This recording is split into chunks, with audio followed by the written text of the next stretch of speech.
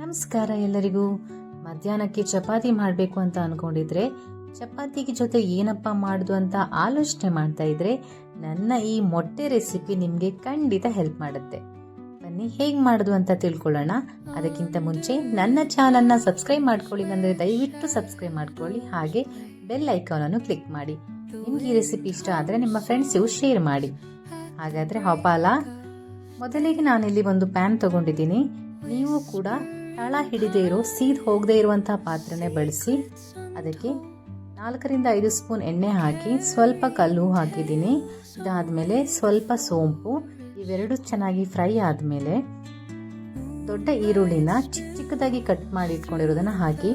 ನೀವು ಬೇಕಿದ್ರೆ ಗ್ರೈಂಡ್ ಮಾಡಿ ಕೂಡ ಹಾಕ್ಬೋದು. ನಾನಿಲ್ಲಿ ಚಾಪರಲ್ಲಿ ಚಿಕ್ಕದಾಗಿ ಕಟ್ ಮಾಡಿ ಹಾಕಿದ್ದೀನಿ. ಈರುಳ್ಳಿ ಚೆನ್ನಾಗಿ ಬಾಡಿಸ್ಕೊಳ್ಳಿ. ಸ್ವಲ್ಪ ಹೊತ್ತು ಮುಚ್ಚಳ ಮುಚ್ಚಿ ಒಂದು 5 ನಿಮಿಷನಾದರೂ ಚೆನ್ನಾಗಿ ಫ್ರೈ ಮಾಡಿ.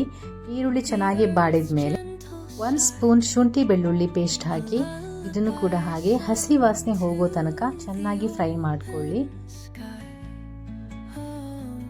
ಇದಾದಮೇಲೆ ಚಾಪ್ ಮಾಡ್ಕೊಂಡಿರುವಂಥ 2 ಮೀಡಿಯಂ ಸೈಜ್ ಟೊಮೆಟೊನ ಹಾಕಿ.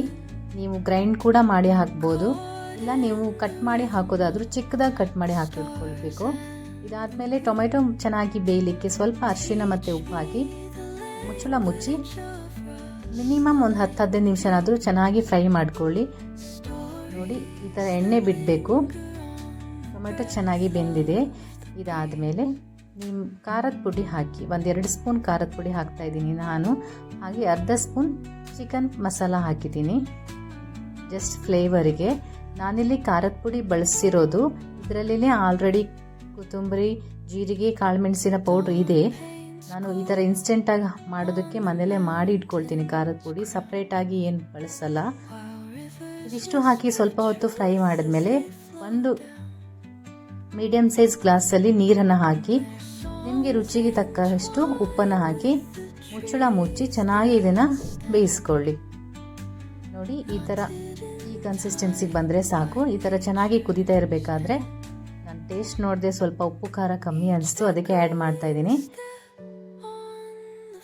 ನೋಡಿ, ಇವಾಗ ಮೊಟ್ಟೆನ ಒಡೆದು ಈ ಥರ ಒಂದೊಂದೇ ಸಪ್ರೇಟಾಗಿ ನಿಧಾನಕ್ಕೆ ಬಿಡಿ. ಸ್ವಲ್ಪ ಗ್ಯಾಪ್ ಇರಲಿ, ಅದಕ್ಕೆ ನಾನು ಹೇಳಿರೋದು ಸೀದ್ ಹೋಗದೇ ಇರುವಂಥ ಈ ಥರ ಅಗಲ ಇರೋ ಪಾತ್ರನೇ ತೆಗೆದುಕೊಳ್ಳಿ. ಇದಾದಮೇಲೆ ಸ್ವಲ್ಪ ಹೊತ್ತು ಮುಚ್ಚಿ ಸಿಮ್ಮಲ್ಲಿಟ್ಟು ಬೇಯಿಸ್ಕೊಳ್ಳಿ. ಮೊಟ್ಟೆ ಚೆನ್ನಾಗಿ ಬೇಯಬೇಕು. ಅದಕ್ಕೆ ಅವಾಗ ಮುಚ್ಚಳ ತೆಗೆದು ಮೇಲ್ಗಡೆ ಇರುವಂಥ ಮಸಾಲೆನ ಮೊಟ್ಟೆ ಮೇಲೆ ಹಾಕ್ತಾ ಇರಿ. ಇವಾಗ ಮೊಟ್ಟೆ ಚೆನ್ನಾಗಿ ಬೇಯುತ್ತೆ. ನೋಡಿ, ನಾನು ಸ್ವಲ್ಪ ಇಲ್ಲಿ ಹತ್ರ ಹಾಕ್ಕೊಂಡಿದ್ದೀನಿ, ಸಪ್ರೇಟ್ ಮಾಡ್ತಾ ಇದ್ದೀನಿ. ನೋಡಿ, ಈ ಥರ ಆಗಬೇಕು ಅದು. ಇವಾಗ ನಮ್ಮದು ರೆಸಿಪಿ ಆಲ್ಮೋಸ್ಟ್ ರೆಡಿ ಆಗಿದೆ. ಸ್ವಲ್ಪ ಅದನ್ನು ನೋಡ್ಕೊಳ್ಳಿ, ಮೊಟ್ಟೆ ಬೆಂದಿದೆಯಾ ಅಂತ ಸ್ವಲ್ಪ ಸ್ಪ್ರೆಡ್ ಮಾಡ್ಕೊಳ್ಳಿ. ಬೇಕಿದ್ರೆ ನೀವಿಲ್ಲಿ ಉಲ್ಟಾ ಕೂಡ ಹಾಕ್ಬೋದು. ನಾನು ಹಾಗೆ ಮಸಾಲೆನ ಮೇಲ್ಗಡೆ ಹಾಕಿ ನೋಡ್ಕೊಂಡು ಬೇಯಿಸಿದ್ದೀನಿ. ಇದಾದಮೇಲೆ ಮೇಲ್ಗಡೆಗೆ ಸ್ವಲ್ಪ ಪೆಪ್ಪರ್ ಪೌಡರ್ ಮತ್ತು ಕಸ್ತೂರಿ ಮೇಥಿ ಆ್ಯಂಡ್ ಲಾಸ್ಟಿಗೆ ಕೊತ್ತಂಬರಿ ಸೊಪ್ಪು, ಇದಿಷ್ಟು ಹಾಕಿದರೆ ನಮ್ಮ ರೆಸಿಪಿ ರೆಡಿಯಾಗಿದೆ. Thank you for watching.